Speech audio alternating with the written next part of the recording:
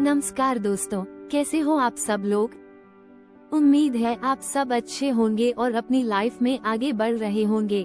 सबसे पहले मैं आपका ज़ील इमिग्रेशन कंसल्टेंसी में स्वागत करता हूं। हम ज़ील इमिग्रेशन में आपकी वीजा जर्नी को स्मूथ और हैसल फ्री बनाने के लिए हमेशा आपके साथ हैं। आज का जो हमारा टॉपिक है वह बहुत ही इम्पोर्टेंट है, खासकर उन सभी लोगों के लिए जो अब्रॉड जाना चाहते हैं या जिनका वीजा प्रोसेस चल रहा है। दोस्तों, हम इंडिया में 5 मेन कॉन्सुलेट्स के बारे में बात करेंगे।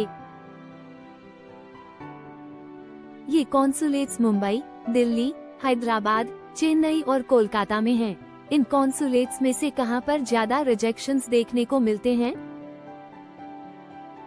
ये सवाल अक्सर बहुत लोग मुझसे पूछते हैं, खासकर वो लोग जो वीजा अप्लाई करने वाले होते हैं या जिनका पहले से वीजा प्रोसेस चल रहा होता है।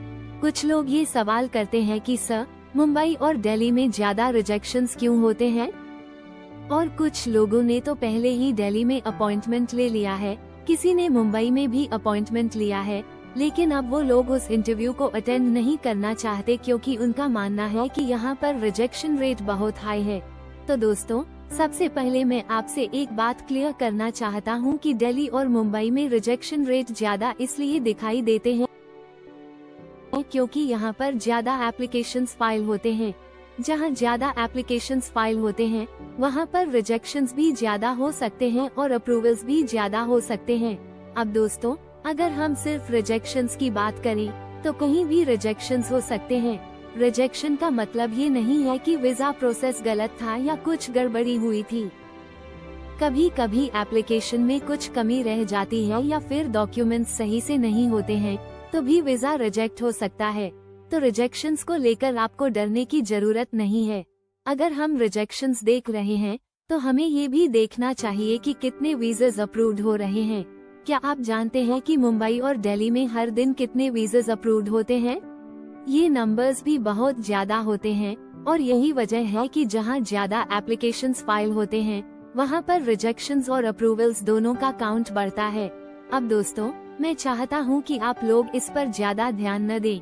ये जो रूमर्स होते हैं न, ये मार्केट में बहुत जल्दी फैल जाते हैं कि मुंबई में इस समय ज्यादा रिजेक्शंस हो रहा है, दिल्ली में इस समय ज्यादा रिजेक्शंस हो रहा है, मुंबई में this time visa rejection high है। ये सब अफवाहें होती हैं जो सिर्फ लोगों को कंफ्यूज करती हैं। अगर आप सिर्फ इस पर ध्यान देंगे तो आपकी सोच में नेगेटिविटी आ सकती है।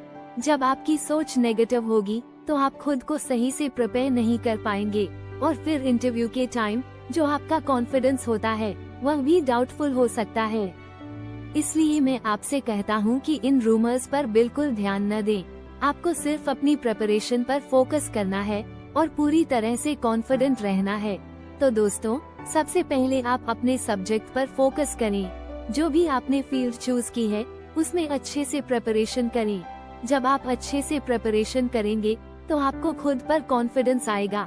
कॉन्फिडेंस आपको इंटरव्यू के दौरान बहुत मदद करेगा। किसी भी कॉन्सुलेट में इंटरव्यू देने का तरीका एक जैसा ही होता है। जब आप अपने सब्जेक्ट में मास्टर होंगे तो आपकी पर्सनालिटी भी अलग नजर आएगी। ये सब बहुत इम्पोर्टेंट है। इंटरव्यू के दौरान आपका आंसर कैसे है ये भी बहुत मायने रखता है। अगर आप सही तरीके से आंसर देंगे तो ये बहुत अच्छा इम्प्रेशन छोड़ेगा। आपका कॉन्फिडेंस भी बहुत इम्पोर्टेंट है।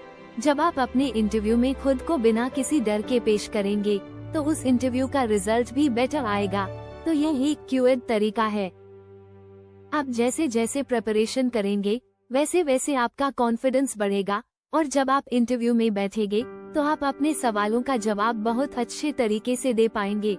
अब दोस्तों, जो रूमर्स हैं उनका मतलब बिल्कुल नहीं है कि वो सच हैं। ये सिर्फ एक कंफ्यूजन है और जब तक हम इस कंफ्यूजन को दूर नहीं करेंगे तब तक हम खुद को सही से प्रिपेयर नहीं कर पाएंगे।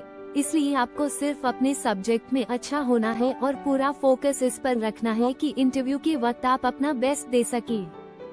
तो इस सब के लिए दोस्तों, सबसे जरूरी है कि आप अपने डॉक्यूमेंट्स को अच्छे से चेक करें। जितना अच्छा आपका डॉक्यूमेंटेशन होगा उतना ही आपकी प्रेजेंटेशन में भी इम्प्रूवमेंट होगा। इस सब के साथ आपको सिर्फ खुद पर विश्वास रखना है और अपनी पूरी प्रिपरेशन के साथ इंटरव्यू में जाना है। जैसे ही आप इंटरव्यू में जाएंगे, अपनी पूरी प्रेजेंटेशन सही से दीजिए। अगर आप अपनी रियल स्टोरी और हाईलाइट को इंटरव्यू में सही से प्रेजेंट करेंगे तो वह आपके पक्ष में जाएगा। हर कॉन्सुलेट में जाने का तरीका एक जैसा ही होता है, इसलिए आपको ये सोचना नहीं है कि कहाँ रिजेक्शंस हो रहे हैं और कहाँ अप्रूवल। अब दोस्तों, एक और बात ध्यान में रखने वाली है कि कभी भी अपने मन में नेगेटिव थिंकिंग न रखें। कभी भी ये न सोचें कि किसी खास कॉन्सुलेट में ज्यादा रिजेक्शंस हो रहे हैं तो वहाँ पर आपका वीजा भी रिजेक्टेड हो जाएगा। ऐसा कुछ नहीं होता। अगर आप अपना काम सही से करेंगे तो आपका वीजा अप्रूव्ड होगा ही होगा। तो ये सारी बातों को ध्यान में रखते हुए आपको बस खुद पर फोकस करना है और अपनी प्रिपरेशन पर काम करना है। तो दोस्तों, आज की जो जानकारी मैंने आप तक पहुंचाई है वह बहुत इम्पोर्टेंट थी। फिर मिलेंगे किसी और न्यू इन्फॉर्मेशन के साथ। तब तक के लिए गुड बाय, टेक केयर, जय हिंद।